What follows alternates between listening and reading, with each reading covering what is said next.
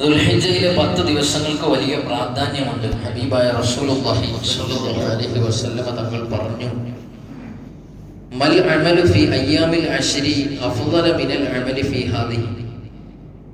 ഈ 10 ദിവസങ്ങളിൽ ചെയ്യുന്ന കർമ്മങ്ങളെക്കാൾ ശ്രേഷ്ഠമായ കർമ്മങ്ങളായി മറ്റൊന്നുമില്ല.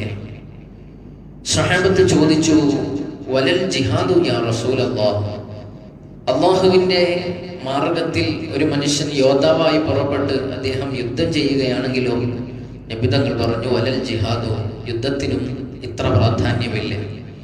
ഇല്ലാ റജുലൻ ഖറജ യുഖാതിറു ബിനഫ്സിഹി വമാലിഹി ഫലം യർജി ബിശൈഇൻ. ഒരാൾ യുദ്ധത്തിന് പോയി അദ്ദേഹം ഒന്നുമില്ലാതെ, അദ്ദേഹത്തിന്റെ ശരീരം പോലും ഇല്ലാതെ മയ്യിത്താണ് തിരിച്ചു വന്നത്, എന്നാൽ ഒഴികെ. അപ്പൊ ഷഹീദായാൽ ഒഴികെ ഷഹീദിന് വലിയ പ്രതിഫലമുണ്ട്.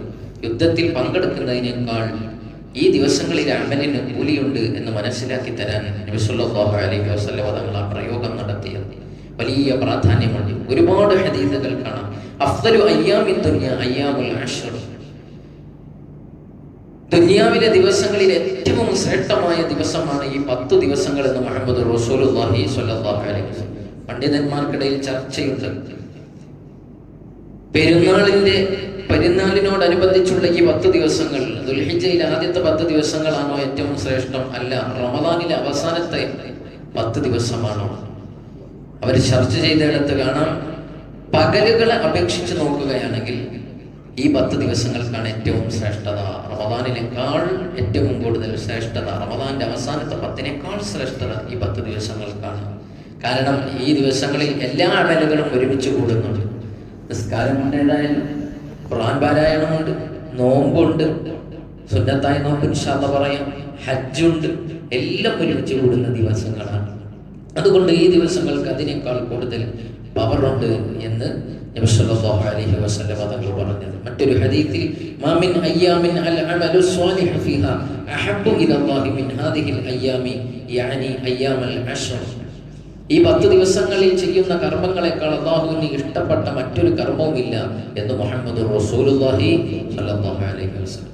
ദുൽഹിജ്ജയിലെ 10 ദിവസങ്ങൾ എന്നത് മുഅ്മിനായ ഒരു മനുഷ്യന് കിട്ടുന്ന വലിയ സൗഭാഗ്യമാണ്. ആ ദിവസങ്ങളെ ഉപയോഗപ്പെടുത്താനുള്ള ശ്രമം നടത്തണം.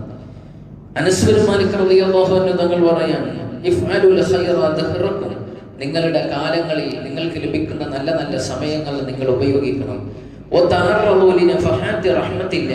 അല്ലാഹുവിന്റെ റഹ്മത്ത് അത് നിങ്ങൾ അന്വേഷിക്കുകയും അത് നേടിയെടുക്കാനുള്ള ശ്രമം നടത്തുകയും ചെയ്യണം. കാരണം ഒരാൾക്ക് അല്ലാഹുവിന്റെ റഹ്മത്ത് ലഭിച്ചാൽ അദ്ദേഹം രക്ഷപ്പെടും.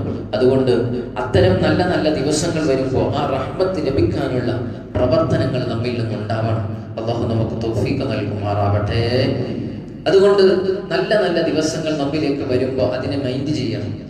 ഈ ദിവസങ്ങളെ എത്രത്തോളം നമ്മൾ ആദരിക്കുകയും ബഹുമാനിക്കുകയും ഈ ദിവസങ്ങളെ എത്രമാത്രം ഉപയോഗപ്പെടുത്തുകയും ചെയ്യാറുണ്ട് എന്ന് ഓരോരുത്തരും വിലയിരുത്തേണ്ടതാണ്. പണ്ഡിതന്മാർ അവരുടെ ഗ്രന്ഥങ്ങളിൽ പറയുന്നുണ്ട്, വൽ അജബു അന്നന്നാസ ഗാഫിലൂന അൻ ഹാദിഹിൽ അശ്രി തജിദുഹും ഫി അശ്രി റമദാന യജ്തഹിദൂന ഫിൽ അമൽ.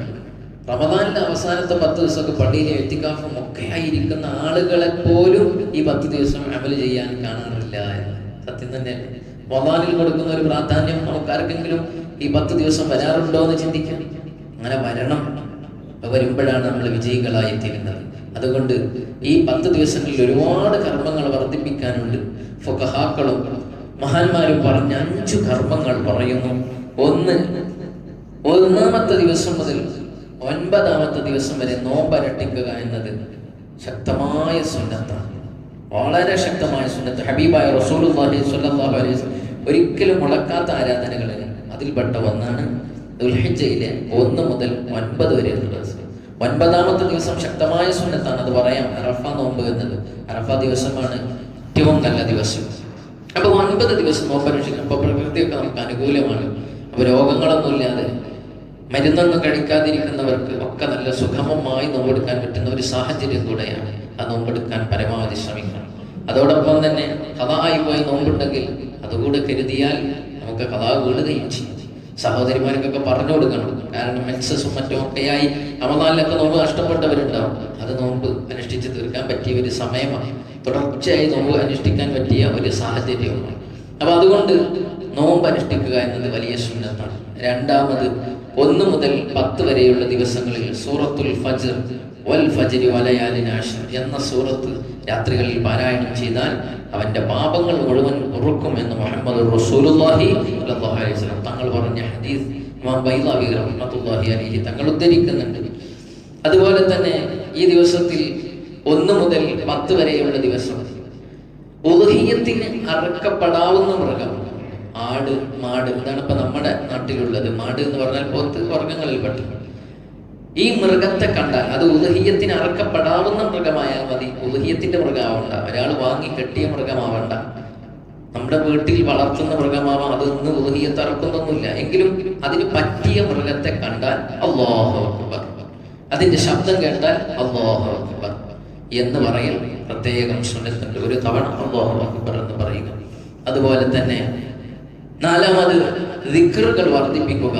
ബിത്തഹ്ലീലി വത്തക്ബീർ എന്ന ഹദീസിൽ കാണാം, ഒരുപാട് തഹ്ലീലുകൾ ചൊല്ലുക, അല്ലാഹു അക്ബർ എന്ന് പറയുക. അങ്ങനെ ദിക്റുകൾ ധാരാളം വർദ്ധിപ്പിക്കൽ ഈ ദിവസങ്ങളിൽ പ്രത്യേകം സുന്നത്തുണ്ട്. 5-മത് മറ്റു ദിവസങ്ങളിൽ നൽകുന്ന സ്വതക്കകളെക്കാൾ ഈ ദിവസങ്ങളിൽ കൊടുക്കുന്ന സ്വതക്കക്ക് പുണ്യമുണ്ട്. ഈ കാര്യങ്ങളൊക്കെ ശ്രദ്ധിക്കുക. അതോടൊപ്പം തിന്മകളിൽ നിന്ന് വിട്ടു നിൽക്കുകയും ചെയ്യുക. ഒരു കാര്യത്തിന് അല്ലാഹു തആല നന്മ കൂടുതൽ കൊടുത്തിട്ടുണ്ടെങ്കിൽ അതിനെ അവഗണിച്ചാൽ, അതിനെ മൈൻഡ് ചെയ്തില്ലെങ്കിൽ, അതല്ലെങ്കിൽ ആ സ്ഥലങ്ങളിൽ സമയങ്ങളിൽ കുരുത്തക്കേട് കാണിച്ചാൽ കൂടുതൽ കുറ്റം അല്ലാഹു തആല നമ്മുടെ മേൽ ചുമത്തുകയും ചെയ്യും. പള്ളിയിൽ വന്ന് നിസ്കരിക്കുക, അത് വലിയൊരു പുണ്യമാണ്. ആ പള്ളിയിൽ വന്ന് എന്തെങ്കിലും തിന്മ ചെയ്താലോ കുറ്റം കൂടുതൽ കിട്ടും. ഉമ്മയെ ആദരിക്കാൻ അല്ലാഹു സുബ്ഹാനഹു വ തആല പറഞ്ഞിരിക്കുകയാണ്. അപ്പൊ അനാദരവ് കാണിച്ചാൽ അവിടെ കുറ്റം മറ്റുള്ളവരോട് കാണിക്കുന്നത് പോലെയല്ല, ഉമ്മയോട് കാണിച്ചാൽ, വാപ്പയോട് കാണിച്ചാൽ കുറ്റം കൂടുതലായി. അപ്പോൾ ഏതൊരു കാര്യത്തെ, സമയത്തെ, സന്ദർഭത്തെ അല്ലാഹു ബഹുമാനിക്കാൻ പറഞ്ഞു, അതിനെ തൃണവത്കരിച്ചുകൊണ്ട് അതിനെ മൈൻഡ് ചെയ്യാതെ ജീവിച്ചാൽ, സാധാ തെറ്റിലും മുഴുകി ജീവിച്ചാൽ അത് വലിയ അപരാധമായി നമ്മുടെ തിന്മയുടെ ഏടിൽ രേഖപ്പെടുത്തി വെക്കപ്പെടും. അതുകൊണ്ട് വളരെ സൂക്ഷിച്ചും ഈ 10 ദിവസത്തെ നമ്മൾ കൈകാര്യം ചെയ്യണം. അല്ലാഹു തആല നന്മകൾ വർദ്ധിപ്പിക്കാൻ തൗഫീഖ് നൽകുമാറാവട്ടെ. റഹീമായ റബ്ബേ, ഞങ്ങൾ പറഞ്ഞു കേട്ടതെല്ലാം നീ സ്വാലിഹായ കർമ്മമായി സ്വീകരിക്കണേ റഹ്മാനെ. മിസ്ലി സവാബ് ഞങ്ങളിൽ നിന്ന് മൺമറഞ്ഞ മാതാപിതാക്കൾ, ഉസ്താദുമാര്, ബന്ധുമിത്രാദികളുടെ ഖബറിലേക്ക് എത്തിക്കണേ അല്ലാഹ്. ഖബർ വിശാലമാക്കണേ അല്ലാഹ്. അവർക്ക് മഗ്ഫിറത്തും റഹ്മത്തും നൽകണേ അല്ലാഹ്.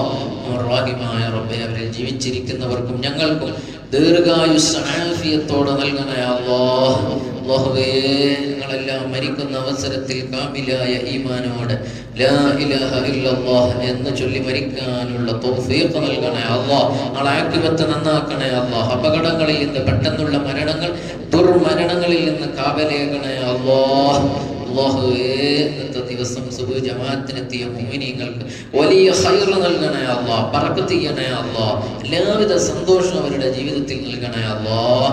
അല്ലാഹുവേ, ഇന്ന് ഞങ്ങളുടെ ഖദർ ഖദായിൽ വല്ല വിപത്തും നീ വിധിച്ചുവെങ്കിൽ അല്ലാഹുവേ എല്ലാം തട്ടിക്കളയണേ അല്ലാഹ്.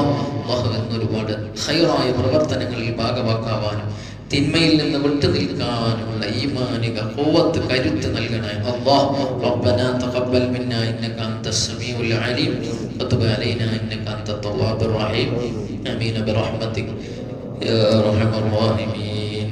സ്വല്ലല്ലാഹു തആല വസല്ലം അലാ ഖൈരി ഖൽഖി സയ്യിദിനാ മുഹമ്മദിൻ വആലിഹി വസഹ്ബിഹി.